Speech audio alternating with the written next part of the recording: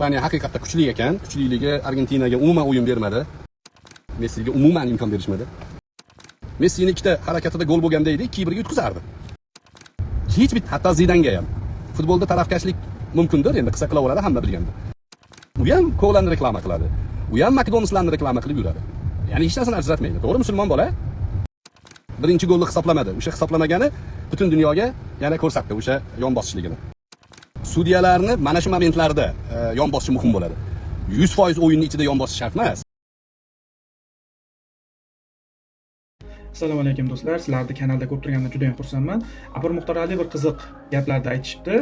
Jahon chempionati haqida, ya'ni o'sha Ispaniya va Argentina finali haqida o'zlarining fikrlarini aytishgan ekan. Juda ham foydali gaplar bor. Xo'p, u yerda misol biz o'zimiz futbolda ishqibozi degan bo'lsak, shu gaplarni eshitib turib, aslida biz kimligimizni, aslida kimlarga biz taqlid qilishligimizni, kimlarga muxlislik qilishligimiz haqida gapirib ketilgan. Hozir birga shu videoni ko'ramiz. Menimcha sizlarga ham foydali bo'ladi. Qani ketdik.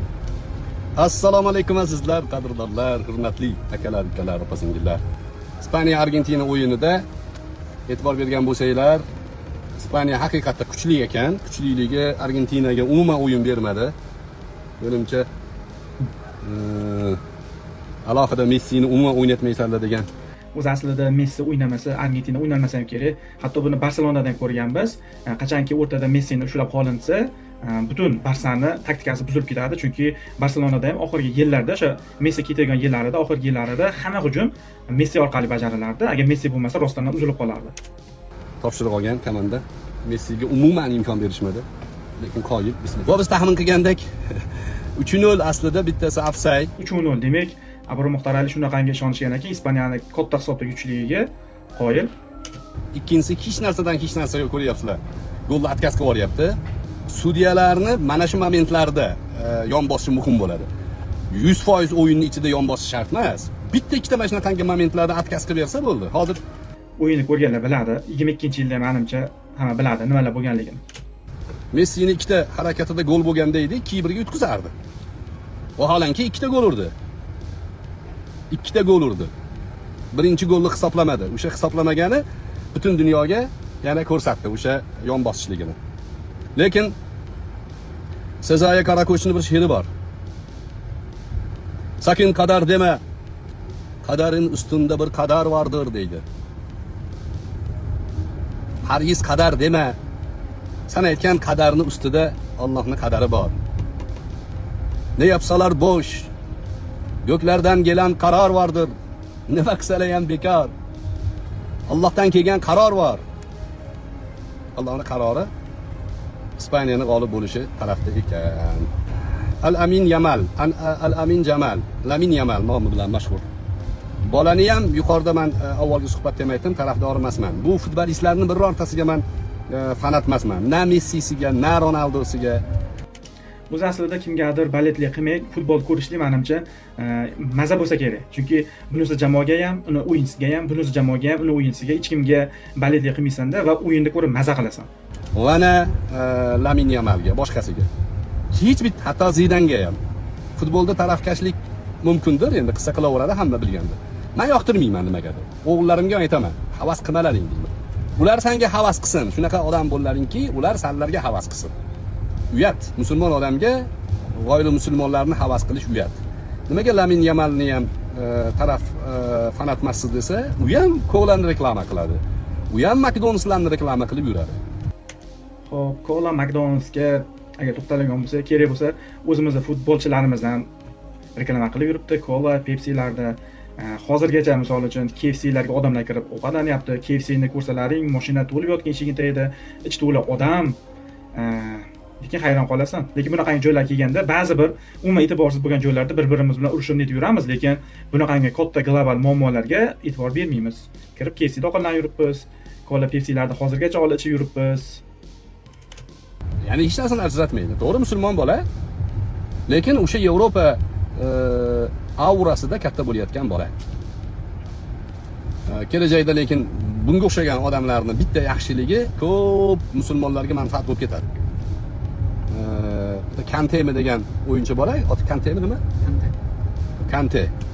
Lekin Kante adashmasdan 1 minut ham o'ynamadi Jahon chempionatida. Mbappe bilan konflikti bor Kanteni. Kim biladi, balki shu sabab bo'lganmi? Kante umuman o'ynamadi. mana shu bolalar masalan o'ta kamtarin, hatto singan telefon.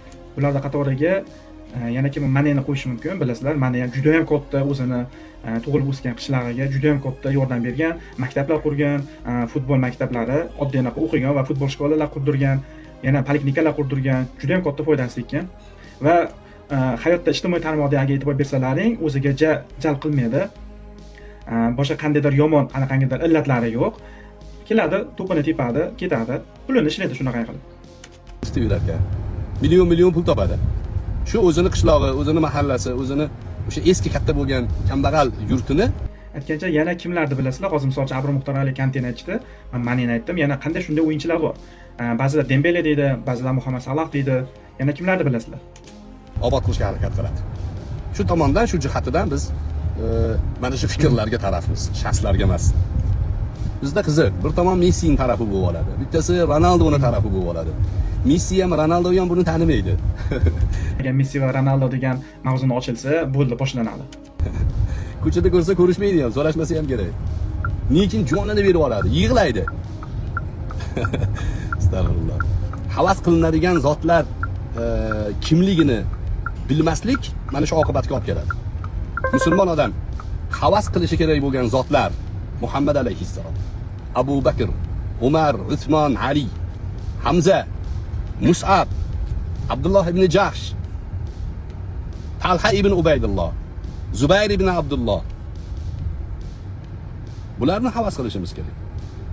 Zubayr ibn Avvom, bularni havas qilishimiz kerak. Ayollar, Oysha onamizni havas qilish kerak. Fatima onamizni havas qilish kerak. Nusayba kampirni havas qilish kerak. Osiyo onamizni, Maryam onamizni havas qilish kerak. Havas qilinadigan obyektlar o'zgarib qoldi hozir. To'ppa-to'zig musulmon yigitlar Messini havas qiladi. O'yini zo'r, gapi yo'q, qobiliyati zo'r. Hazrati Umar radhiyallohu anhu davrlarida bittasi yiginani osmonga otib, ipni bitta otib yiginani haligi teshigiga tiqib qo'yar ekan. Tasavvur qiling, yiginani osmonga otadi, pastdan turib ipni bitta otadi, yiginani teshigiga tiqib qo'yadi.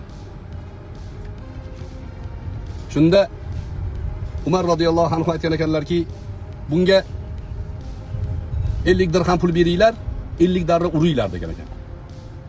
50 dirham nimaga desa, bu hunariga. Gap yo'q. 50 dirham, 50 darra kaltak nimaga desa, umrini bekor, behuda narsaga o'tkazganiga degan. Behuda narsada u, bekorchi narsaga o'tkazyapti. Messiga havas qilib, bir-biri bilan janjallashib, urushib, kalaka qilib, yig'lab, alam qilib. Yaxshi emas mana shu. Musulmon tabiatiga to'g'ri kelmaydi. Endi bu qilqima degan narsa bizning ixtiyorimizda emas, hamma xohlaganini qilib yuribdi. Lekin musulmon tabiatiga bunaqa ishlar to'g'ri kelmaydi. Havas qilinadigan zotlar. Abu Hanifaga havas qiling, Imom Buxoriyga havas qiling, Abu Hafs Kabirga, Marg'ilonliklarga havas qiling. Shuncha havas qilinadigan zotlar bor. Bilasizlarmi, taqlid formatida kim kimga taqlid qiladi desa, orqada qolib ketganlar oldinda ketayotganlarga taqlid qiladi. Siz taqlid qilsangiz kimgadir, o'sha taqlid qilayotgan tarafdan orqada ekanligingizni e'tirof qilayotgan bo'lasiz. Orqada qolib ketgan odam oldindagilarga taqlid qiladi. O'shaning uchun biz g'oya o'laroq orqada qolmaganmiz. Ko'zingizni oching. G'oya o'laroq ular orqada. Ular bizga havas qilsin. Mana O'zbekistonga havas qilyapti butun dunyo. Xo'p, do'stlar, shu joyda videomiz tugadi. Abro Muxtor Aliyning fikrlarini eshitdik. Ha, to'g'ri. O'sha yuqorida aytgandek tarbiyaviy joylari ham bor. Endi hammani o'ziga qo'yib qo'yiladi bu narsa. Kim qanday o'ylashi o'ziga bog'liq. Lekin shu har bitta qilib turgan ishimiz yon atrofdagilarga, oilamizga, qon qarindoshlarga baribir ham foydali bo'lish kerak.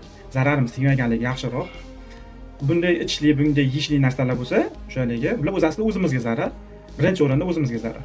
Va ikkinchi o'rinda o'shalarda baribir ham rivojlanishiga, o'sha mahsulotlar sotilishiga katta hissa qo'shib qo'ygan bo'lamiz. Shunaqa joylarini ham o'ylash kerak. Kimdir aytadi, yo'q deydi, nima farqi bor? Men bitta oldim nimaga 15 mingga, olmadim nima deydi? Yo'q, gap u yerda emasda. Agar eslasalaring, hozirgi yosh avlod balki ko'rmagandir, Qashqalar makonida o'sha Po'lat Alonlar bilsalaring, o'sha Amerikaga borganda bitta qissa aytib beradi-yu. qarg'a va chumoli haqida. Agar qiziqsalaring shu seriyasini ko'ringlar. Po'lat alamdan juda chiroyli qilib keltirib qo'ygan, ya'ni aslida kim tarafda bo'lishligini. Sog' salomat bo'linglar. Abram Muxtor Alidan Alloh rozi bo'lsin.